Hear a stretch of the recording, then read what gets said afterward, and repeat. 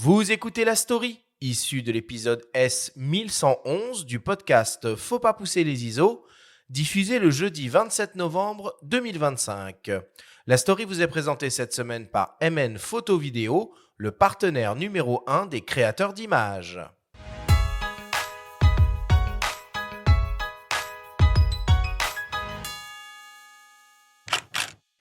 Cela fait déjà 5 ans que le prix Richard Martin met à l'honneur la photographie de sport au sein du journal L'Équipe. Une étape symbolique pour cet événement, créé au lendemain du décès du photographe franco-britannique, membre du staff du célèbre quotidien sportif, emporté par un cancer. Son ami, Franck Seguin, actuel directeur de l'image et des magazines à L'Équipe, avec François Gilles, directeur de la photographie, soumet alors l'idée d'un concours photo annuel à son nom à la direction qui valide immédiatement le projet. Franck Seguin. On a décidé que ça serait sur la plateforme de l'Équipe Magazine et que donc on ferait à cette occasion, tous les ans, à la fois le prix Richard Martin, mais qu'il y aurait un numéro Équipe Magazine consacré à la photo de sport, consacré à ce concours. Donc avec interview d'un grand photographe, d'où est née la photo de sport, quel est le premier appareil de photo utilisé en sport, la première rafale. Enfin voilà, on essaie de faire un numéro qui tourne autour de la photo de sport. Au départ, seuls les photographes professionnels détenteurs d'une carte de presse ou collaborant régulièrement avec un titre ou une agence pouvaient participer. Mais rapidement, le concours a été ouvert aux amateurs en raison d'un faible taux de participation. C'était bien, on était hyper contents parce qu'il était lancé, mais en fait, on était assez déçus du nombre de participants. Donc, on s'est dit, bah, attends, on va l'ouvrir aux amateurs et là, tout est permis. C'est-à-dire, ils peuvent nous envoyer ce qu'ils veulent, mais parfois, on reçoit une photo de bouquet de fleurs ou des trucs. Je ne sais pas quel message il y a derrière, mais des fois, on reçoit des trucs complètement hors sujet, très rigolos, mais bon, qu'on jette tout de suite. Et donc, on leur autorise le téléphone, l'appareil analogique, le digital, ce qu'on veut, quoi. Tout est permis de monter une photo. Il nous a confié avoir été impressionné par la qualité des images envoyées cette année, tant au niveau amateur que pro, avec une plus grande variété de thèmes, une participation plus importante des femmes, ainsi que des photographes pros, aux États-Unis notamment, de l'agence Getty. Autre tendance, pas mal de prises de vue noir et blanc et peu d'argentique, contrairement à ce qu'il imaginait. Cette ouverture au monde amateur a donné un élan créatif au prix, selon lui, et Franck pointe un certain conformisme qui sévit dans le monde professionnel. On a été agréablement surpris et ça a donné lieu à des débats, lors des délibérations et cetera, qui étaient vachement plus intéressants que uniquement la photo, faite par des professionnels, qui est souvent de très, très grande qualité, mais qui manque parfois un peu d'originalité. Si les fichiers RAW ne sont pas exigés, l'intelligence artificielle n'est pas la bienvenue. Franck Seguin mise sur les regards aguerris des éditeurs de l'équipe pour déceler toute trace d'IA dans les images. Surtout, il souhaite préserver un sens éthique propre au travail des photojournalistes qu'incarnait si bien Richard Martin. Je pense que pour l'instant, on saurait encore, déterminer rapidement si c'est une photo issue de l'IA ou pas. On voit 2000 à 3000 images par jour parce que toute la partie d'editing, elle est faite avec des gens dans la rédaction, donc que ce soit des iconos, dont c'est le métier, des DA, le rédac chef du mag, des rédacteurs en chef en lien avec la photo. En fait, il y a une quinzaine de personnes, on se met autour d'une table. C'est assez marrant hein, parce que ça donne lieu encore une fois à des débats, des réflexions plus ou moins rigolotes, des fausses prises de tête, etc., qui ne doivent pas durer longtemps parce que quand tu as 3000 photos à voir et qu'il faut en dégager une centaine, ça doit aller très vite. Et en général, au final, il faut bien dire que tout le monde tombe d'accord. Et pourquoi on n'accepte pas l'IA? On pourrait faire une catégorie IA, mais parce que notre métier, c'est du photojournalisme. On ne veut pas s'éloigner de l'identité à la fois du journal, mais de Richard. Chaque année, le père de Richard Martin est invité à la remise des prix.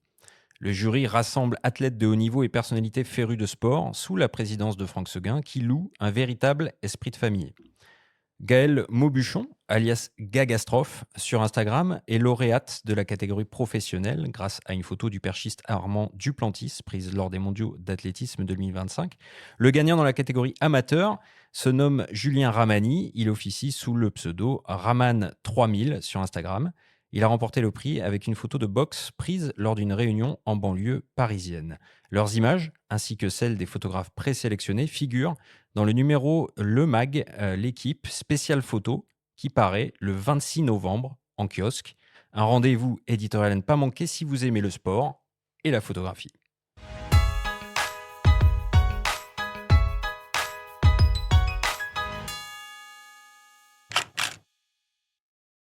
Bon, et dans le même temps, il y a Franck qui sort un nouvel ouvrage, toujours en lien avec le sport, dans l'un de ses domaines de prédilection, à savoir la prise de vue sous-marine.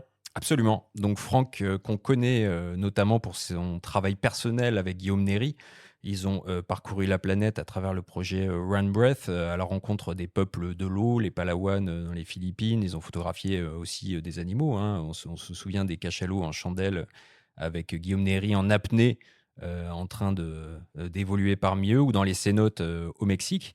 Alors cette fois, Franck ne travaille pas avec Guillaume Néry, il retrouve Pierre Frolat, qui est le premier apnéiste qu'il a photographié, qui est un grand champion de la discipline, et il travaille en noir et blanc. Et donc je parlais tout à l'heure, on évoquait Salgado, on évoquait le Leica Q monochrome, et Franck nous a confié qu'il est en train d'opérer un virage à titre personnel, et qu'il envisage désormais de faire de plus en plus de photos en noir et blanc. Évidemment, en tant que photographe au sein de l'équipe, il n'a pas forcément cette liberté-là. Mais désormais, et c'est notamment le cas de cet ouvrage qui s'appelle Abysse des épaves en un souffle, qui est un livre d'art qui sera uniquement disponible sur commande, eh bien, disons que cette voie, et il cite aussi Salgado, lui convient, et c'est comme ça désormais qu'il envisage la photo. Mmh. Thomas, toi, tu as remporté un prix cette année. Tu participes souvent à des compétitions de photos comme ça?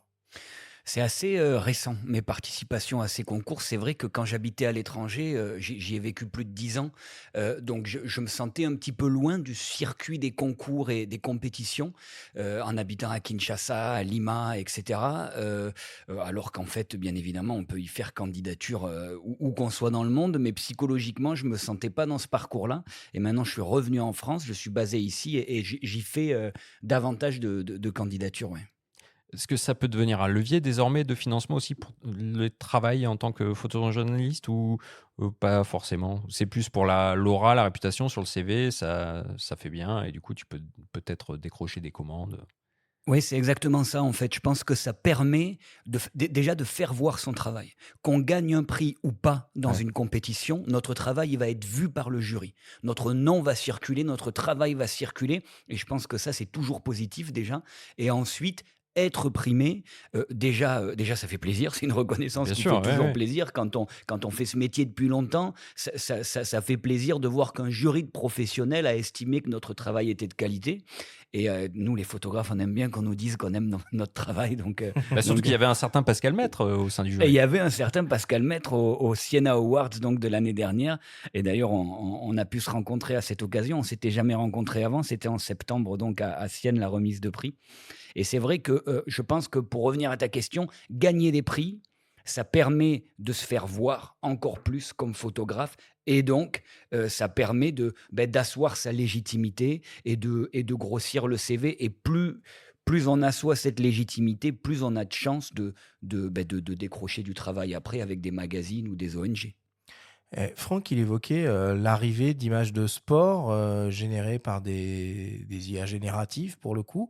Est-ce que tu observes, toi, à ton niveau, ce phénomène aussi dans la photo environnementale, dans la photo animalière? Est-ce qu'on commence à voir arriver des fakes, quoi? Ouais, c'est assez terrifiant en fait, parce que non seulement on les voit arriver, mais non seulement on voit à la vitesse de l'éclair la qualité de ces images qui augmente. C'est-à-dire qu'il y a encore un an, tu me montres une fausse image d'un anaconda qui est en train d'étouffer un bœuf, je te dis immédiatement, bon, on voit que c'est faux pour telle et telle raison sur l'image, c'est évident. Aujourd'hui, un an plus tard, déjà, on commence à avoir du mal à distinguer. En très peu de temps, ces images-là sont devenues beaucoup plus réalistes. Et aujourd'hui, franchement, il y a quelque chose qui n'arrivait pas jusqu'à maintenant. Parfois, je vois une image et je me dis, attends, est-ce que c'est vrai ou pas? En fait, je sais pas. Je ne sais pas. Et c'est terrifiant, ouais. Bah, surtout pour nous tous qui travaillons un petit peu dans ce domaine-là. Déjà, sinon, on peut être floué. Alors, Ouais, exactement. Et je disais, il y a pas mal de temps, et bien évidemment, je suis pas le seul, on entre dans un monde dans lequel on ne va plus savoir si ce qu'on voit est vrai ou pas. Et je préfère pas partir dans ce cycle négatif de réflexion parce que c'est vrai que c'est assez terrifiant. Ouais, récemment, on a vu arriver cette technologie sur différents boîtiers chez différentes marques d'authentification, là, hmm, le fameux C2PA. oui. Les médias pour lesquels tu travailles, ils te demandent maintenant des certificats d'authenticité numérique sur tes images ou est-ce qu'ils te le demandent quand ils ont un doute? Enfin, est-ce que ça commence à rentrer dans les discussions, ça? Alors, pas pour l'instant. En tout cas, au niveau des médias avec lesquels je travaille, donc principalement National Geographic, Géo, Le Monde, on ne demande pas de certificat, ça va peut-être venir bientôt, hein. Ce qu'on demande avec plus ou moins de régularité, c'est le RAW, c'est le fichier original. Ok. National Geographic, par exemple, moi je leur passe tous mes fichiers RAW. C'est eux qui font la sélection finale. J'ai pris 70 000 photos en 2 ans, par exemple, de reportage. Récemment, j'ai fait un projet pour eux sur les crocodiles de mer en Australie. Ça a duré 2 ans. Donc il y a des dizaines et des dizaines de milliers d'images. C'est eux qui vont faire la sélection et qui vont aussi éditer les images eux-mêmes.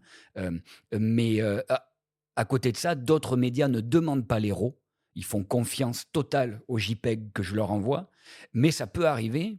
Récemment, j'avais fait un reportage pour Géo. J'avais envoyé des JPEG et Géo m'a écrit après. Ils m'ont dit, oh, l'équipe photo a un doute sur telle photo. On dirait que la feuille qui est devant l'éléphant a été rajoutée. Est-ce que tu peux nous envoyer le fichier original? Et j'avais envoyé le fichier original et en fait, il y avait une ligne sur la feuille qui semblait correspondre au dos de l'éléphant, à la ligne du dos de l'éléphant, et on aurait pu croire que, enfin bref, ça n'avait pas du tout été rajouté. Le RAW a pu le montrer, mais en tout cas, on peut demander les RAW quand il y a un doute.